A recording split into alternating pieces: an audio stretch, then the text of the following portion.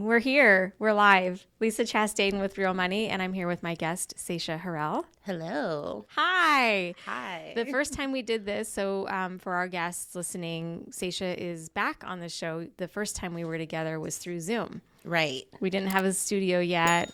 I was like a baby giraffe on skates. So now we're in the studio, and it's really great to have you in person. I know the energy is different. It's totally different. Yeah. Yeah. And you have your braces off. I know. Which now the world knows that you had braces. Right? I mean, Sorry. there's photo evidence. It's okay. I only had them for like 10 years. No, it was really only 4, but You had them for 4 years? yeah. Okay. They told me a year and a half. No. Orthodontists are like the biggest scammers, liars. They trick you every time. They trick you every time. Well, here we are. Excited to be brace free. Brace free. Here we are. You are on the verge of your 30th birthday. Yes. Which is really cool.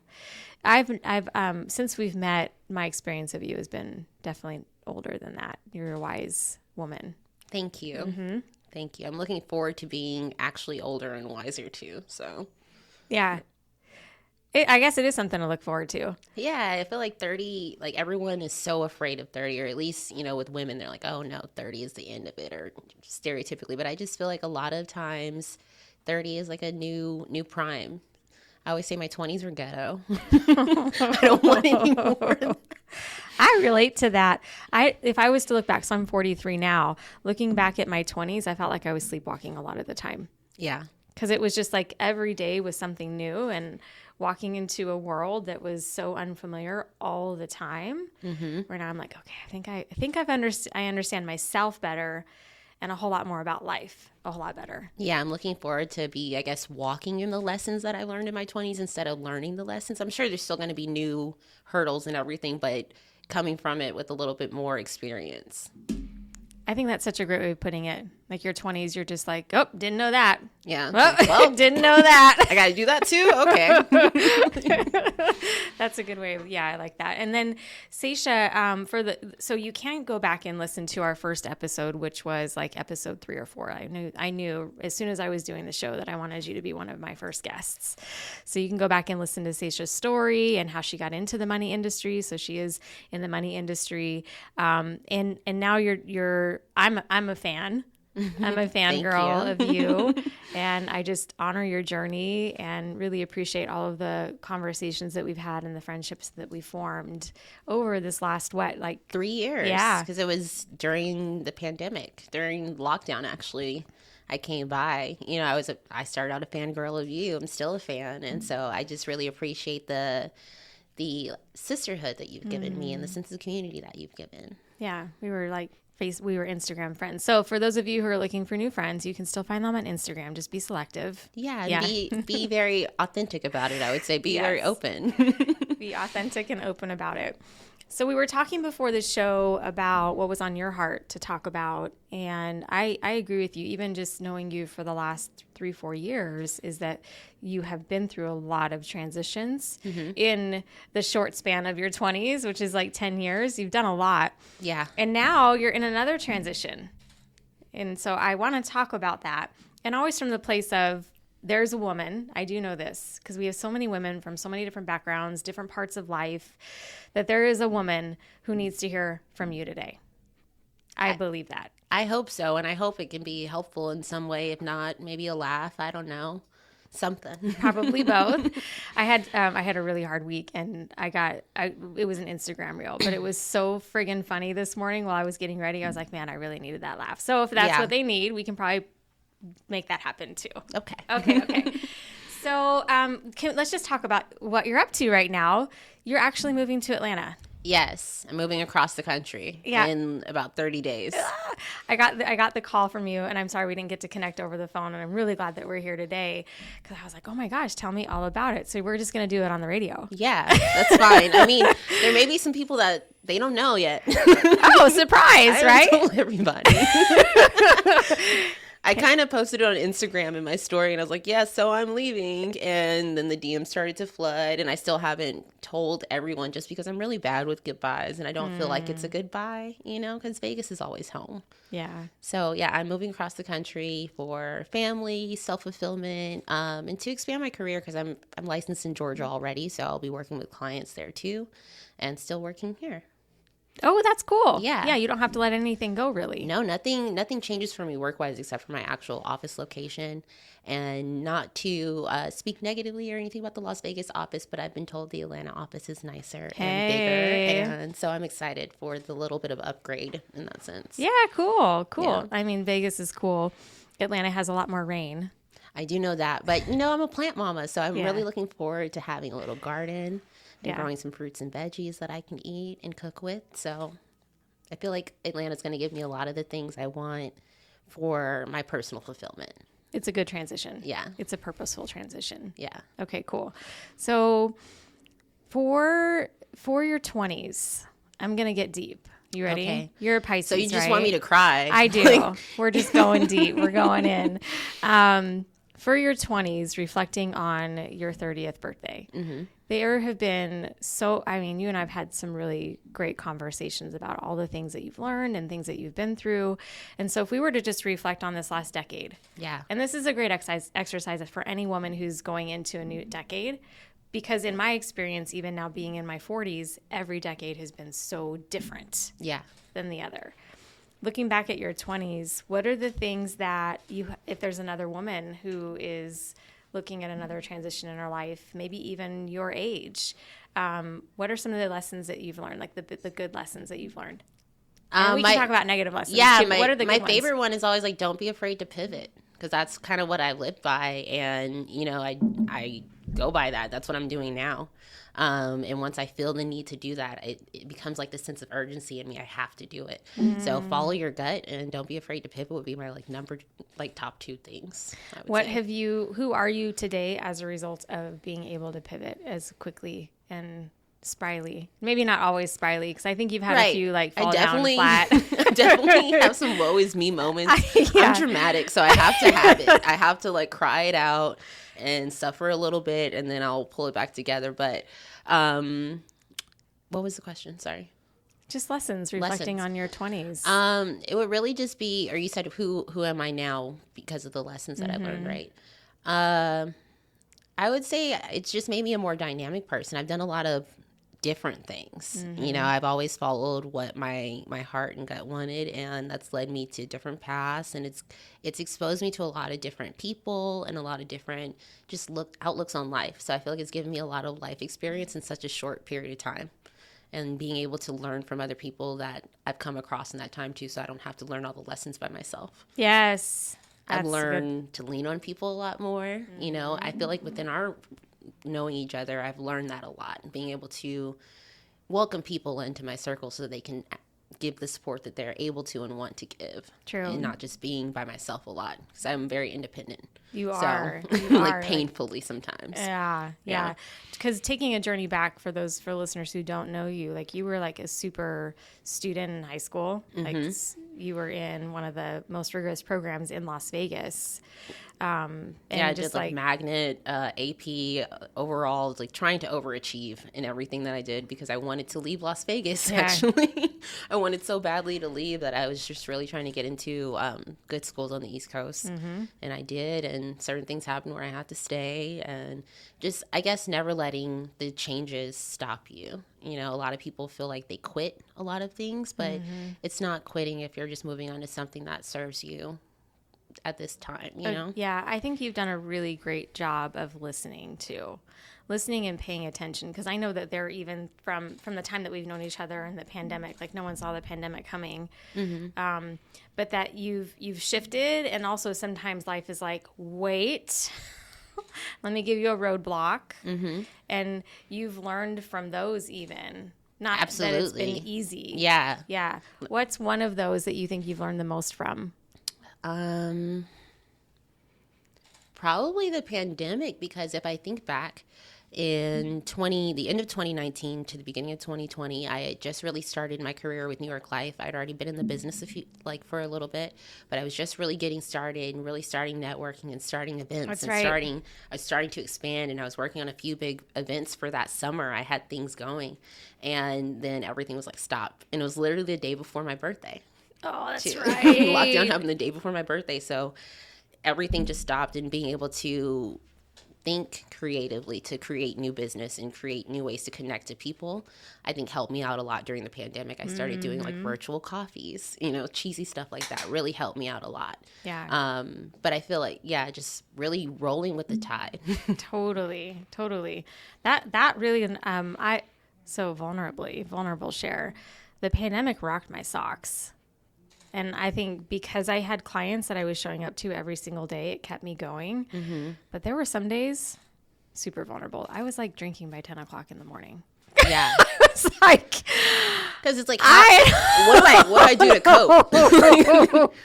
I'm texting my sister and I was like, well, this is the day I'm going to start day drinking. Yeah. I didn't drink a lot, but I would just go back to bed. Like, did you? Things would be bad. I'm like, I'm just going to start over tomorrow. No, we're not doing this today. Reset. Obviously, the day's not trying to have me, so I'm not having this day. I totally get that. Yeah. I totally get that. Oh, that made me blush and cry a little bit thinking about that. That's a resiliency lesson right there. Right? I think a lot of people did that, though, and I feel like we don't talk about it enough. I feel like a lot of people are still coming out of that. Me, myself, I'm a very social person. Mm-hmm. And because the pandemic, I found myself being so antisocial and going into this little bubble and being in the business that I'm in, having to work with people all the time. You can't be in a bubble. And I feel like that was a roadblock I had to constantly face with my own mental health, honestly. Mm-hmm. Like, I've always battled with mental health as far as anxiety and depression goes. And COVID really brought that to me. Not only because of the pandemic, but I lost my grandma during that time, in 2020, September of 2020, actually. So it was just a lot of that, a lot of facing myself, I would say. Yeah. Astrology folks know I had to do my shadow work. I had to do shadow work during that time. And I feel like this last 3 years has been like a lot of shadow work, just constantly. I would say that. Yeah. Yeah, that was my 20s. That was actually probably more my 18 to 20, that was like college years. I was doing a lot of shadow work. And then again in my 30s. Yeah. Yeah. It's not fun work. No. But it's so necessary. Yeah. It's so necessary. Wow. I was like, where can we go from here? There's a lot of places we can go from here. But thinking about, you're a very resilient woman. I will say that. And to launch a business, and one of the most challenging businesses, I would say, and competitive businesses. So listen, if you're not in the money industry and you're listening to this is for you. If you are in the money industry and you're listening to this, you get it. Yeah. Because it is a very sink or swim kind of industry. Even though with a company like New York Life, you get a lot of support to get the training and support and teams, and they're lifting you up. It is still like you're the one that has to make sure you eat what you kill. That's it. And people probably wouldn't think that. No. A lot of people think I have a salary. Do they? Yeah. I wish I did. I did too. I know. It would be very nice. But no, it's really sink or swim. It's really about relationship building. And if you don't have the wherewithal to do that, you have no money. You don't. Yeah. You don't. It's a hustle. It's a hustle. Yeah. Let's just call it what it is. To do that in your 20s, to do that during a pandemic, and you're in your hometown, so there's that, at least you weren't you didn't know nobody. Mm-hmm. Even though in the virtual world you still we were all isolated. I just want to acknowledge you and how tough you are. Well, thank you. Even though it probably didn't feel that way. No, and it's exhausting. I'm tired of being tough. Sometimes it gets tiring just having to be strong all the time. Or I don't want to have to be resilient. I love my resiliency, but I don't want to have to utilize it, I do know. And yet so that's like a double whammy, being on your own and being a business owner. Mm-hmm. And growing your own business, growing your own book of business. It's both, right? Mm-hmm. You, from what I know, and we don't have to share a whole lot about it, but you are in your apartment and you don't have that extended support that a lot of people do. Right. So feeling alone, being alone, and then on this journey to create your own book of business, that's like really hard. Yeah. That's really hard. But you've done it. What was it that kept you in the game?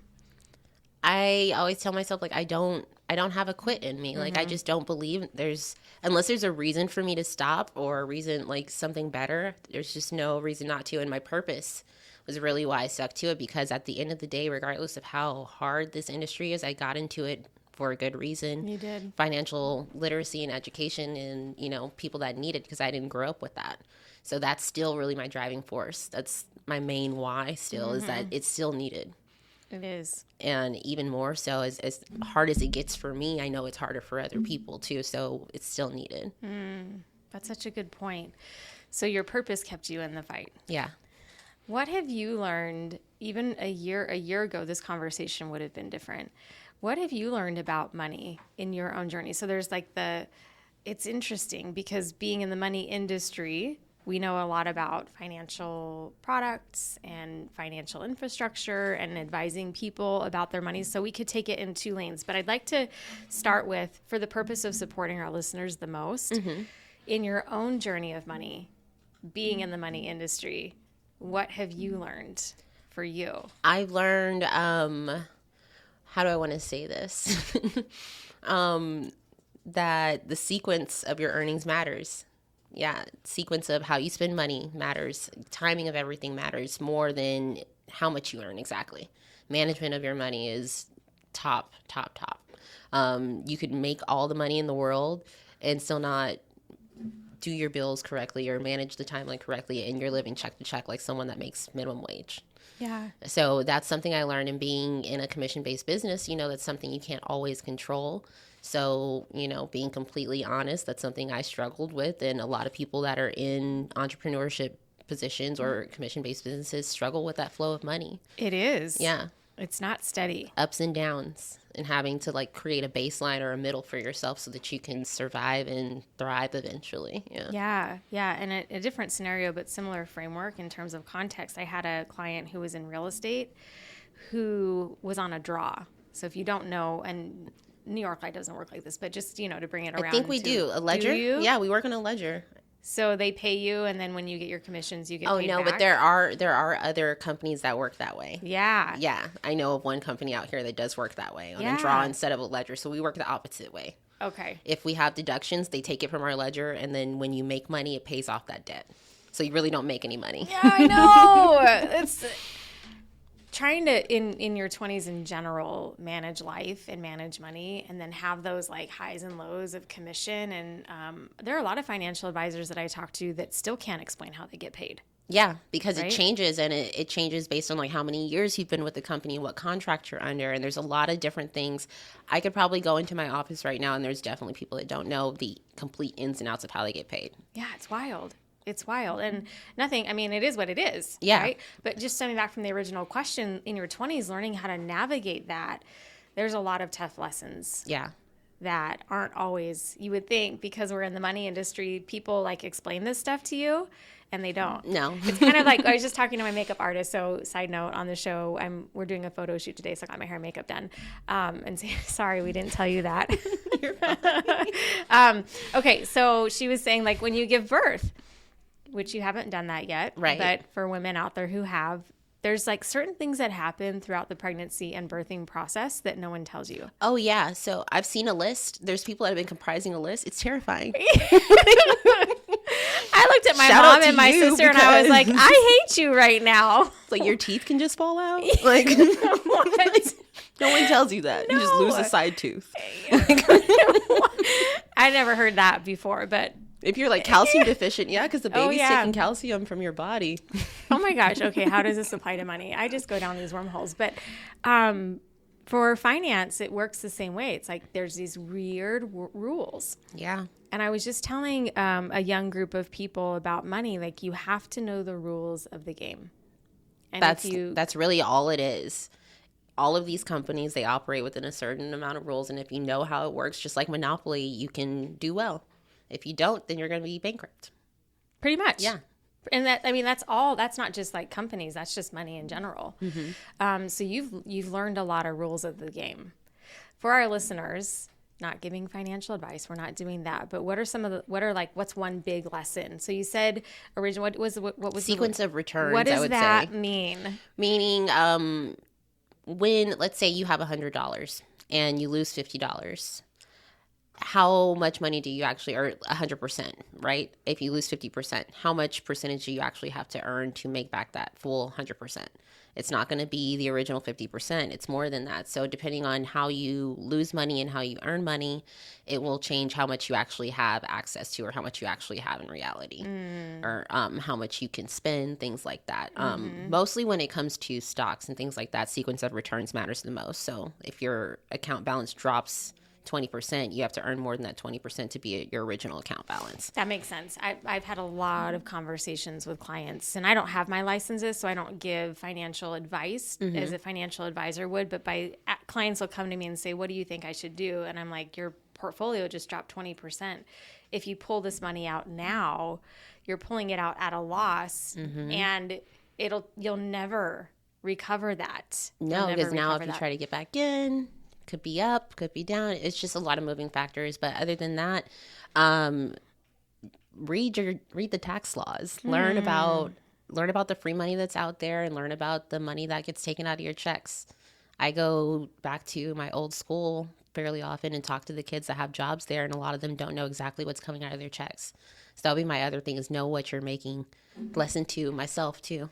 Know how you're paid. Yeah. I didn't know for a long time.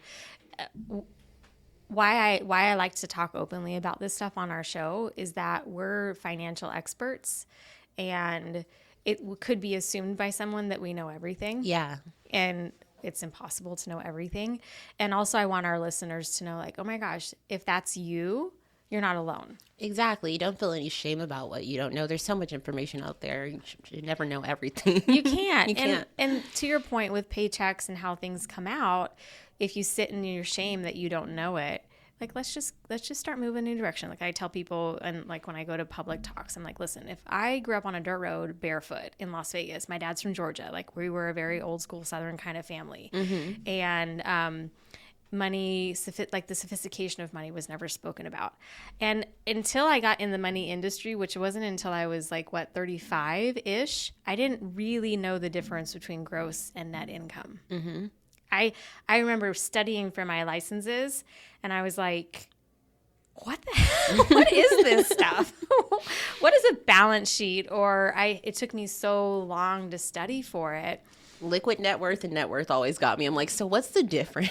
I don't know. My brain hurts. So if you feel like or believe or think that you don't know a lot about money, the truth is most people don't know a lot about money, and it's okay. Yeah. The information's out there for you to learn, but don't be intimidated by it. Yeah. Don't feel shame. Yeah, don't feel shame for sure. I used to just bake cakes. I don't know. I went to school to bake cakes. Like, I didn't go to school for this. You did. Yeah. Yeah. So from you used to work in it. Let's just take. So we have a few minutes to break. Yeah, just a few minutes to break. Let's talk about those transitions. Yeah. So my first job was arts and crafts and birthday party hosting at the Lee Discovery Children's Museum. So glorified clown. And then I managed a tattoo shop from the time I was like 19 to 24. And that was very interesting, but basically like retail and store management, essentially, just with tattoos and piercings, just alternative sales. And then while I was going to school, I was at that job too. And then I was a pastry chef for a while.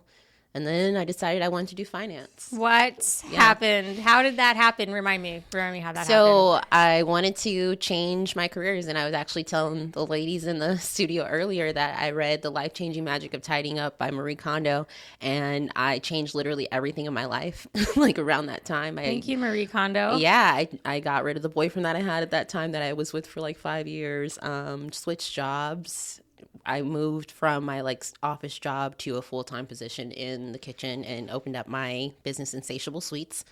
That's cute.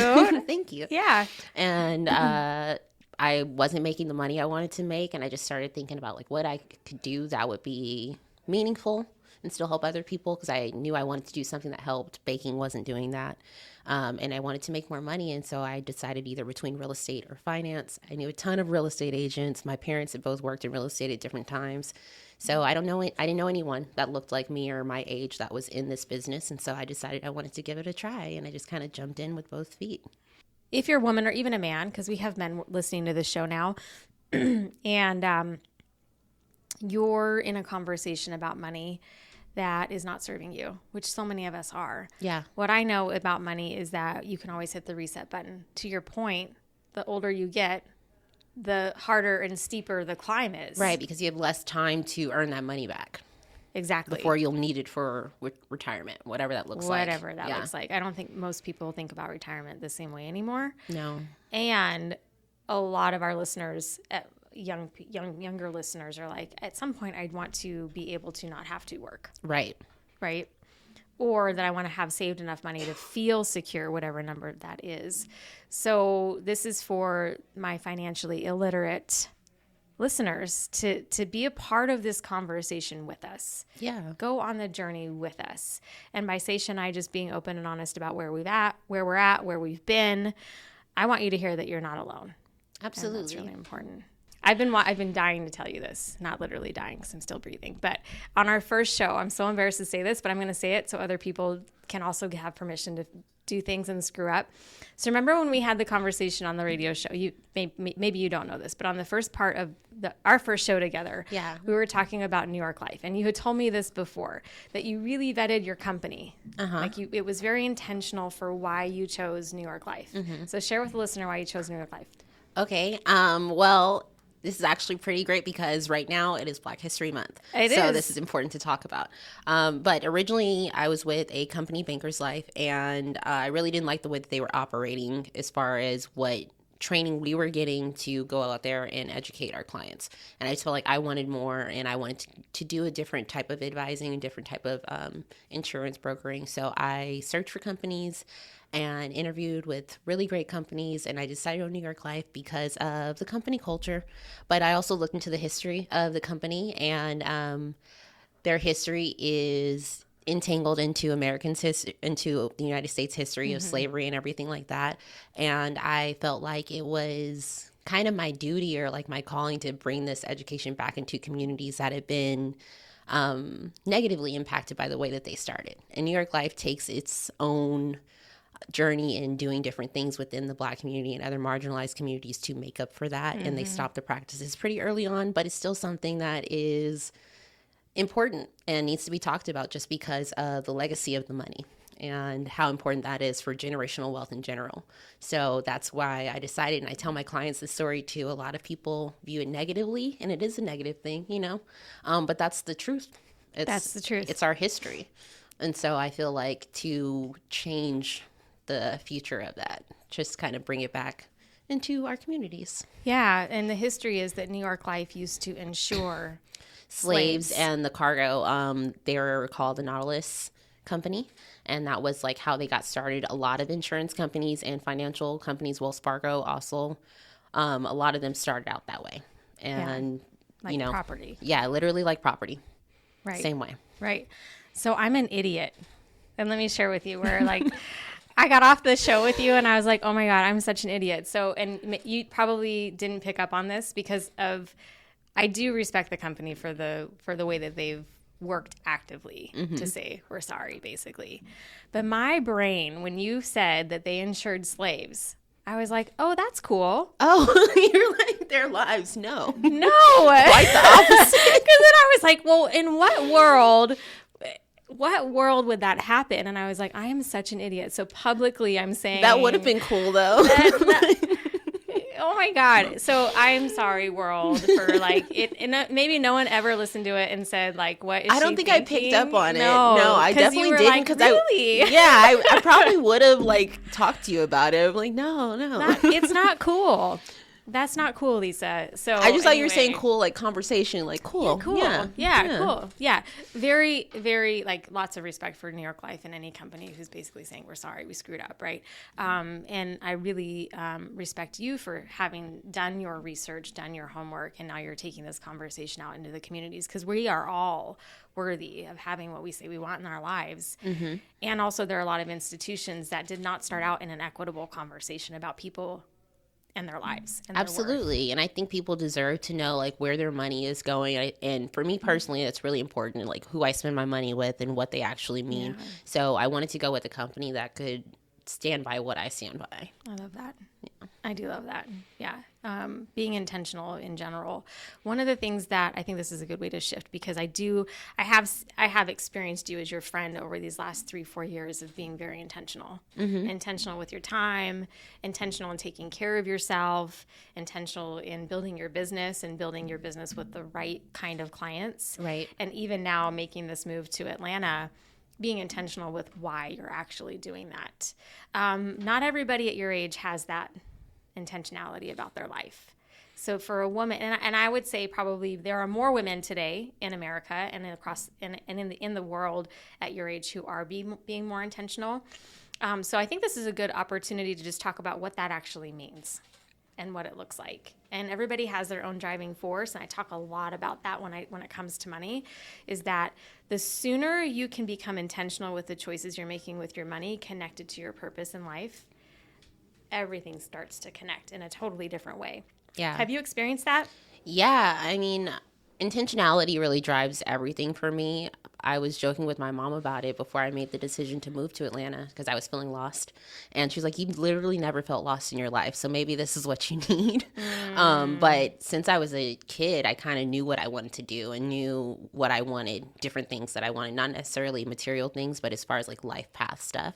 And that always drove how I was going to do everything, how I was going to spend money, what I was going to do with my free time, just because that was that. So I've always been purpose driven, I guess. I don't know what that looks like to not have those ties to being so driven and intentional with it, but it's really helped me not feel lost in a lot of ways. Or like when I am faced with roadblocks, I can easily say like, well, this is a temporary thing that's stopping me from getting to here, and I still need to get to that point. So what do I have to do? What kind of resiliency do I need to pull from to actually get to that point still, regardless of the roadblock? You don't lose sight of what that North Star is. Yeah, I really try not to. And of course it happens from time to time, but at the end of the day, just always going back to that. And I feel like that can, at least it helps me make a lot of decisions, because I have anxiety and I don't want to make a lot of decisions, or I struggle with making decisions a lot. So it makes it a lot easier for me to make decisions. Have you always been good with money? No. Have you never been good with? I don't know. I've never been good with money. My family didn't have money growing up, and when we did, it was not spent, all wisely. Always, it was a lot of emotional spending. My mom always gave me whatever I wanted and absolutely everything that I needed, but it was a lot of treat yourself. A lot of, well, I'm going to do this now because I might not be able to do it later. And so growing up with that mentality has kind of like followed me. And now that I know better, I still try to do better, but I find myself still spending where I shouldn't. A lot of times. Me too. Yeah. A lot of times on food, like everybody else. And because like I said, I really don't do a lot of things, but I love good food. Yeah. You're a foodie. Yeah. Yeah. That's, so here's my philosophy on food. And this might be valuable for other people to listen to as well. Because I've looked at now, gosh, and maybe same for you, but I feel really privileged to be able to look at people's money with them. Mm-hmm. Most people don't share their inner workings of their finances with I always feel really honored that they trust me with it. Yeah. Totally. And I want to create a safe space. And then we look through, and almost always in a new relationship with a client, they're judging themselves about the amount of money they spend on food. Mm-hmm. I'm like, where did that come from? Because it's like the most basic need that we have. And there's other financial experts, without naming them, who shame people for eating out, who shame people for going to restaurants and spending money. And the restaurant industry is a huge part of our culture. And our economy. It supports so many workers. If we all just stopped eating out, like Las Vegas would shut down. We saw that in the pandemic. Yeah. It like literally shut down. So here's my philosophy when it comes to food is 1, be mindful.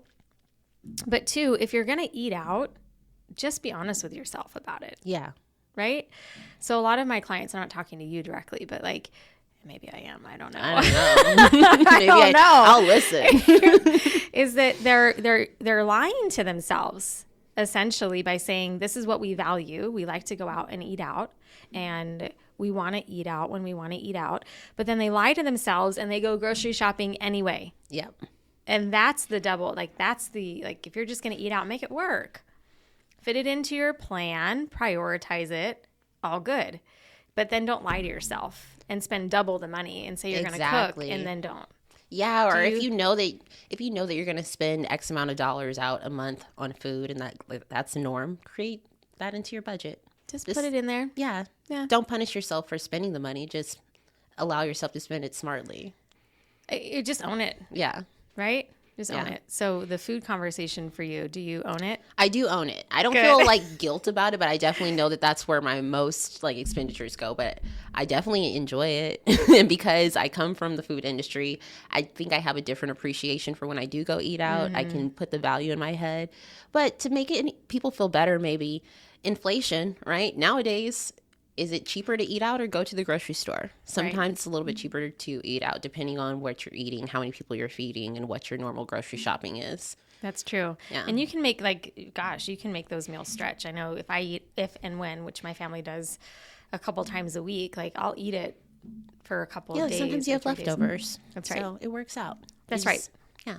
Just make it, just stop beating yourself up over what you're spending on food. Like we all have to eat. Yeah. And then we get to employ people and do that. And if you're going to Uber Eats, okay. I mean, I feel like there's like this like huge black cloud. Yeah. Like we have food at home. And like, just be mindful. Mm-hmm. Be mindful and know how it's impacting everything else. And it really does come down to priorities. Yeah. What your priorities are. And if you're eating out, if that's a priority. Like for me, it's a priority. I don't pay to get my nails done all the time and things like that. But do I want to go to Esther's Kitchen and eat some yummy pasta? Yes, I do. Yes, I do. Esther's Kitchen. Not one of our sponsors, but we're giving you a shout but anyway. If you want to. I love it. Chef James Beard, I'm talking to you. I love it. I love it. Cool. I don't know where we were going with that, but what were we going? We were talking about like my spending, I guess, or in general, if I'm good with money, and how I am with money. I'm better with money than I was before I got into the industry. I definitely credit my career to the knowledge that I have, and if that makes anybody feel better, I wouldn't know half of what I know now if it wasn't for me doing it for work. Agreed. Because I wouldn't know that there's someone out there like us that can share that information and not charge exorbitant fees and things like that and be predatory, because a lot of times that's the rep that we get, or that's the feeling some people have, and it's intimidating. That's the experience that some people have had too. Yeah. Mm-hmm. I know I would, so my friend, Dana, love you, Dana. I talk about her all the time on the show. You know Dana? Yeah. Yeah. Oh, yeah. You know Dana. So it's a high net worth firm. And to walk into their office is like, wow, this is really nice. Mm-hmm. And even for me, before I started working for my high net worth firm, working with my high net worth firm, I would have never walked into an office like that. I mean, I'm blue collar girl. Like I was so intimidated by the money industry. And this show was about breaking down that stigma and just saying, hey, we're real people. Yeah. We're real people. And yes, there are other people out there like this. Like I watched the Bernie Madoff Netflix series. That was really good. It? Yeah. It was so good. It was unbelievable. Gosh. It was unbelievable that he got away with that for so long, like literally not making the trades. Yeah. Unreal. I had my bowl of popcorn. I was just like, this is nuts. This is nuts. And that's why those are things that happen in the money industry. Yeah, absolutely. And so for you thinking about working with a financial professional, here's my thought. Not you, Saesha, but for our listener, maybe for you too. I don't know. Is that do your homework, first of all, because usually in the finance industry, like the finance industry was originally created for people with money. Right. Let's just call it what it is. And so as it's become more accessible through robo-advisors and, some of my favorite platforms like Ellevest and Acorns and Robinhood, like you still have to know the rules of engagement and do your homework. And if you are going to work with a financial professional, make sure that you ask questions. Yeah, ask a ton of questions because they're not going to just tell you everything that you need for you, and only you know what is right for you. You want to make sure you're comfortable with that person too. What their background is, if they're going to be honest with you. You can't take them on blind faith that they know what they're doing. There's a lot of people in the money industry who don't know what they're doing. A lot of people get licensed and they just go out there and start selling. I mean, essentially that's what I did with the first company and very little training. And I was in people's homes, so I didn't feel right about that. That's why different path, but you want to make sure that they're not doing that, they're, if they are fresh off the books, let them be honest with you about that. Yeah. Because the information's out there for them to get, but don't let anybody tell you they've been doing this for 20 years when they haven't. That's right. And there's places, there's the FINRA. So there's securities monitoring entities, FINRA, the SEC. Am I missing anybody? I think it's just those two are the main ones, two, right? Yeah. And there's different kinds of licenses that people have, which can make sure that you get the right kind of help for you. What are some of the questions that you would tell a young woman to ask? So if you're out at a networking event, or you're in the back of your mind, you've got this money in cash and you want to do something with it, but you don't know what's right for you, thinking about matching and pairing with the right financial professional, what are some questions that a young woman can ask? I mean, ultimately, you have to think about what's important to you in a person that you trust. So if you were to go to someone for advice, what do you look for out of that person? Do you want them to have similar background to you? Do you want them to have X amount of years of experience? And then you also want to see like what their methods are on finances, because if you have cash sitting, someone might tell you, go put that all in the market. It's down, but put it all in there, it'll go up. But maybe you need that money sooner. So always, if you need financial advice, know how much money you're working with, the timeline of like when you'll need it, and what you want to use it for, because that'll determine where you'll be putting money. And knowing those three things and how that person answers it will tell you a little bit more of where their goals are aligned and if they're aligned with what you're looking for. That's right. I'm a fan of a financial professional who can ask great questions, who wants to spend time getting to know you, your individual situation, and help flesh some of that out too, because especially in your 20s and 30s, you may not know what you need the money for. Yeah, and right? Maybe we don't always know what questions to ask, but that's another good thing. Make sure they ask you a lot of questions, because you shouldn't be put in a cookie cutter situation. Agreed. Not everything is one size fits all, even down to life insurance. They shouldn't tell you just $1 million is fine. Yeah. Because there's so many different moving pieces to that and what that'll mean for you later on in life. True. That's so true. So I keep coming back to your move. Mm-hmm. What are you looking forward to about moving to Atlanta? I'm looking forward, number one, to being close with my nieces and my sister, because I haven't lived in the same state with my sister in many years. Yeah. And so I'm looking forward to that closeness. What happened? So did you grow up together? We didn't. We have different moms. Okay. We have the same dad. So we always kind of grew up apart, but we lived with each other at different times when we both lived with our dad and things. And just over the years, she's been in Atlanta since she was 19. And so we've just kind of visited each other and never lived in the same state the past literally 10 years. Wow. Oh my gosh. Full circle moment. What is this, the trip around the sun? Saturn returns. Yeah. Okay. Yeah. So that's my number one thing. And just having new experiences and branching out. I'm looking forward to all the greenery, the botanical gardens. I'm looking forward to the food. I'm just looking forward to I've never lived in the South. I'm a West Coast girl. So I'm looking forward to change. Yeah. I've always liked change in a sense. Yeah. Yeah. Yeah. This is a perfect time in your life to do that. What are you afraid of?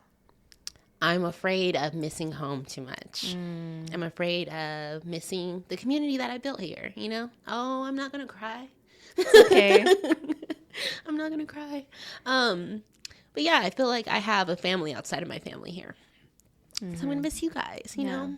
I'm going to miss the familiarity I feel with Las Vegas. Like everything's 30 minutes away. It's not going to be the case in Atlanta at all. That's true. So I just feel like it's going to be a lot of change, but I'm looking forward to it. Like I welcome the change. Yeah. Thank you. I didn't intentionally try to make you cry. I'm a crier, Lisa. I told you. I was on my 7:00 morning. I have a meeting with some of the people that I work with at 7 a.m. on Fridays, and I was in tears this morning. And I was like, oh. I will cry from the simplest video. Like, yeah. Like, little things make me cry. Like, just seeing people, like, live their purpose and, like, see their dreams come true always gets me. Oh man. I'm a crier. Yeah. Yeah. That's cool. I love that about you. I do. Yeah. Always very vulnerable. Like, right. Yeah. Yeah. That's super about you. So, I heard something. So you've talked about anxiety and depression. And I know that there's so many people, and probably a lot of our listeners, who also have the similar struggle with that.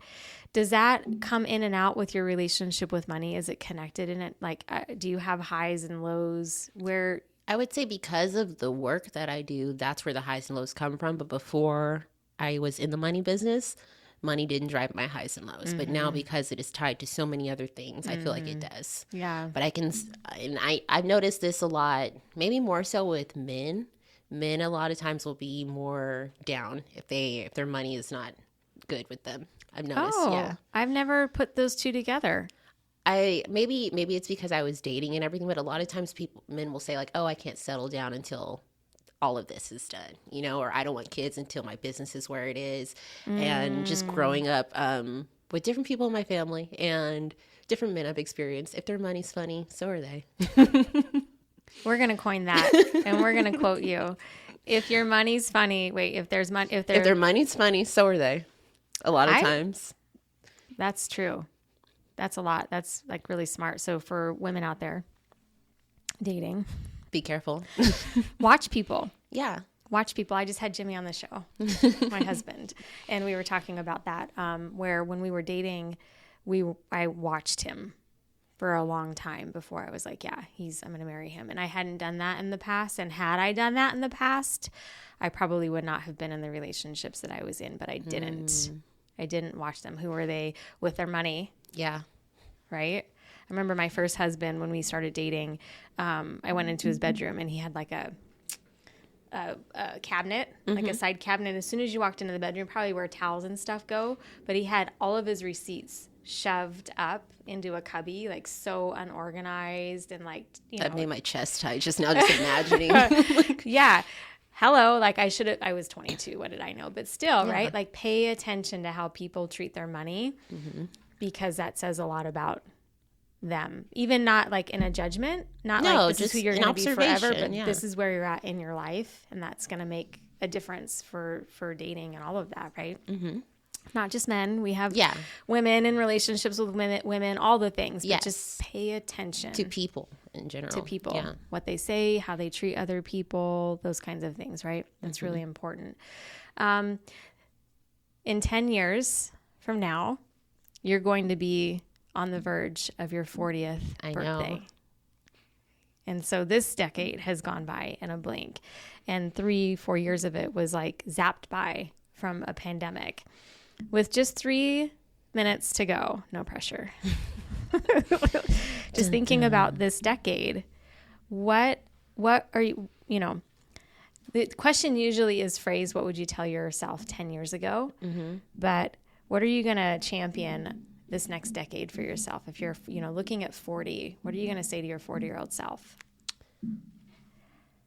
I'm glad we did what we did. Pretty much. Yeah. Because that's what I would say to 19-year-old Saesha. Even through all the mistakes and everything like that, I'm glad I ended up in this position at this time, in this place, knowing the people that I know with the relationships I have now. Yeah. So I hope I can look forward and say, I'm glad we did what we did.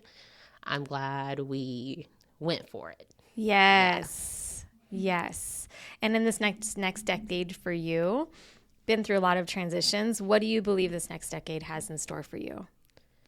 I think like stability means different things to me. Stability doesn't mean that I'm in one place, but I want to be able to do all the things in the places that I want. So hopefully I can really land on dual living here and in Atlanta. Yeah. And make that. I'm snapping for that. Yeah. Yes. Hopefully I can make that happen. So that's what that would mean, is just like stability and instability for me is like being able to be comfortable with all the different stuff that I have going on, but make it more organized. So I'm not just throwing balls in the air, but juggling them actually. So yeah, that's what I would say. What are you calling in? What are you calling into your life for this next decade? Calm. Peace. That's what I would say. I feel like I've been like trekking up a mountain, and I know it's going to be ups and downs, but I just kind of want to hit a little stride for a little bit. Just a little while. You know what brought me the most sense of calm in this last couple of years? And I just put a post about this on Facebook actually, was just being good with my life as it is. Being good with my house, even though I want to remodel it and do certain things to it, right? Being good with everything that exists in my life as it is today. And where the calm for it, like where it shifts for me, is as soon as I get out and I start looking at the world around me and I'm like, oh, that car, that house, those clothes, all of a sudden the peace is gone.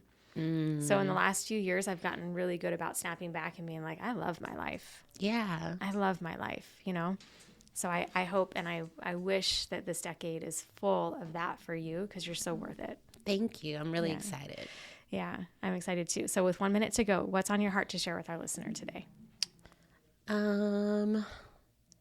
I like how you ended it. Just be grateful with where you are at today. And, you know, everybody says read The Power of Now, but I really try. It's the most boring book in the world. I don't care what anybody says. It's a great book, but like great lesson, but it's the most boring in the world.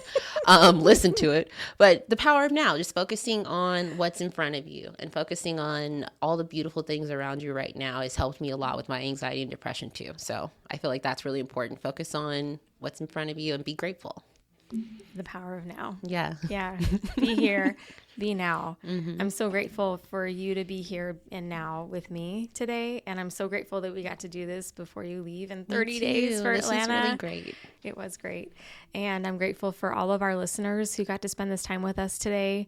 Be great with where you're at right now. There's always more. There's great people on this planet like me and Saesha who care enough. And if there's anything we can do, please reach out. We're here for you. So if in this hour you just feel a little lighter, having gone through this hour with us, thank you. And I'm grateful for that. And we'll catch you next time, Saesha. Yeah. Maybe on Zoom, maybe in person. We'll see. In person next time again. I'll be back. Okay, great. Thanks for listening to Real Money. I'm Lisa Chastain, your host. Let's keep it real. Let's keep it honest. Let's keep it going. And let's stay present. I'll be back next week with a new guest, new topic right here on Real Money.